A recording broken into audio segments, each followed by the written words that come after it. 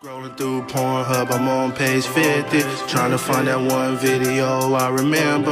Broke ass nigga got a starter coat for Christmas. I don't want your money, nigga, I just want your bitches. How's it going, nerds? My name is Linkwood, and welcome to another Let's Play. This is Dr. Frank's Build-A-Boyfriend. I have literally no clue what this is, but I saw it on Steam, and I was like, I have to play this on my channel. So, we're gonna get right into it, and we're gonna see what this game is.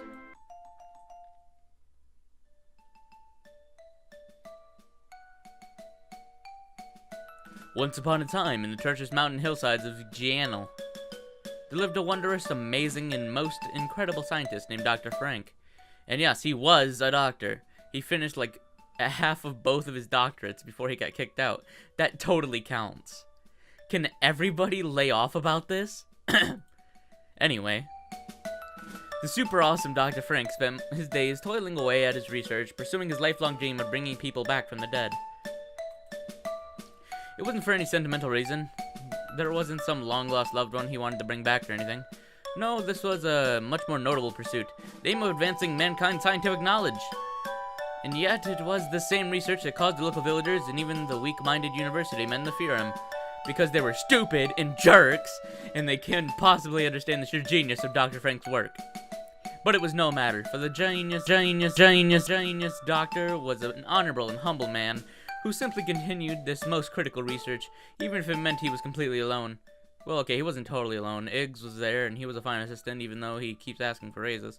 But the point is, one day a sudden knock came at the door, and the scientist opened it to find a beautiful man with a radiant glow standing there. In his heart, he felt a strange, previously unknown feeling begin to form, and the man opened his mouth and said, "Yo, what's up? My name's Dominic. You're the freak that got kicked out of the Hindenburg U for those weird death experiments, right?" It was like an angel had become sent to him. Had been sent to meet him, and now that angel was asking about his research. No matter what Dr. Frank did, he couldn't stop his heart from pounding. The good doctor invited the man in, and they quickly got to know each other. As the days passed, the man's visits grew longer and longer. Their relationship also grew into something romantic.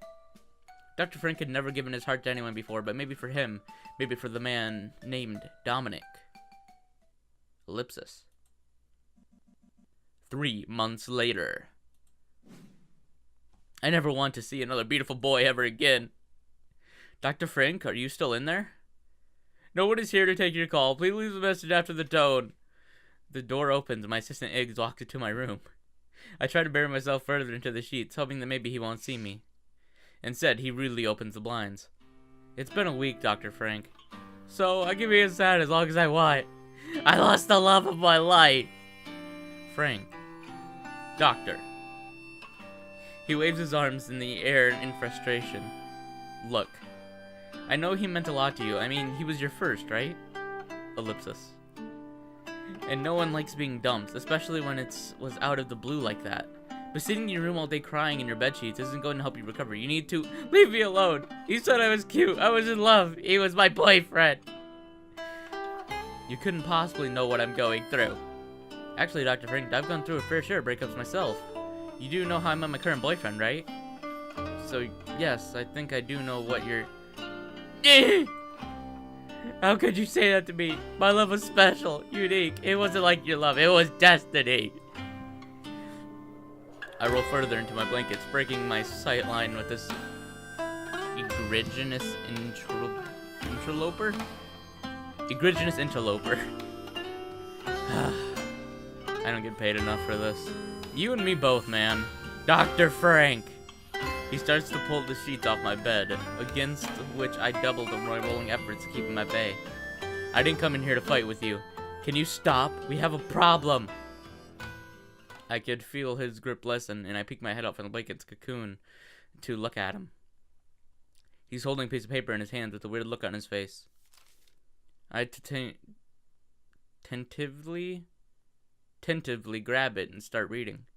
Tomorrow's the Hindenburg University conference. Ellipsis. You know, the one people travel all over the country to see? Ellipsis. Well, the conference schedule was posted today. Another ellipsis. And... what the hell is this?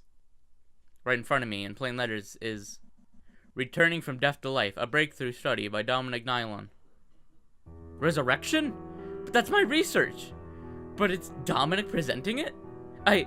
This can't be right. He wouldn't be presenting my research under his own name. I tried to tell you last week that I noticed him leaving some folders the day he dumped you, but you were too busy crying in a gallon of tub of ice cream to listen. No, this couldn't. That asshole. First he breaks my heart and dumps me out of the blue. And even after he called me babe. I mean, how could he say that and then do this? He takes my research. My baby. And now he's presenting it to those jerkwads in the Hindenburg University like they hadn't rejected my same exact proposal years previous. Why did he get accepted while I was kicked out? Well, your thesis project did bite the headmaster's hand clean off, Dr. Frank. It was one time. Nyeh. Whatever. That's not important right now. What's important is that Dominic is about to claim my research as his own. Maybe that's even his plan all along. I mean, but we were soulmates. I just knew we were. But now I don't know. I crumbled the paper in my hands, writhing it with inks. There's no way I'm going to let him get away with this. That asshole ruined my life. He's taken my baby, my research. I throw the blanket off of me, leaping to my feet. Iggs! Yes, doctor? Get the shovel. I'm going to show that asshole what happens when you piss off a scientist. Later that night. Frank. Doctor Frank, I'm pretty sure this is illegal. I look up at him, holding a particularly interesting specimen in my hand. Does this look like the arm of a hot boy to you? This is illegal! A lightning strike touches down a good whiles off, as if to exaggerate his statement. No one's using these, it's fine. We are desecrating graves. I mean, I've helped you with a lot of your crazy experiments, but this is where I draw the line. Eek! I throw out the arm I'm holding up to him, quickly climbing out of the grave.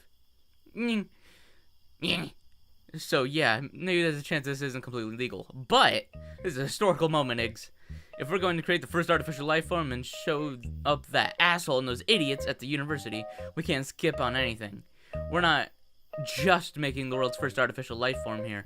We're pushing the boundary of human capability. We're going to create the world's hottest boy. And then Dominic will take one look at him and then realize he was a fool for leaving me. An even bigger fool for taking my research, because now I have someone even hotter than him. How honorable, Dr. Frank. Iggs appears to be trying to find the perfect position to hold the specimen up with the least amount of bodily contact. So you see, people who advance the boundaries of human capability were never stopped by silly things like laws. Now quick, I heard that Mr. Lance had a pretty big penis. We can use that. And we'll be using that in the next episode. I hope you have a great day, and I hope you enjoyed. And I'm actually really enjoying this game. It's funny, and I like it. So have a good one, guys. I love you. Mwah. Roll the outro.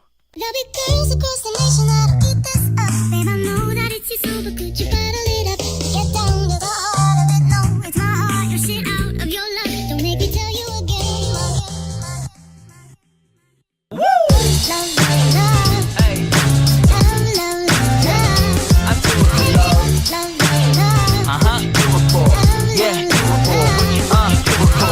I do it for the love, yes I do.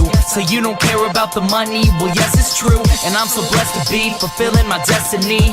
All material things could mean less to me. Only thing I ever could need is a Sarah B sample with a dope ass beat. And get the mic check, all the levels right. And if it's good then I'll be here for several nights. Cause the only thing I need is a strong supporting team.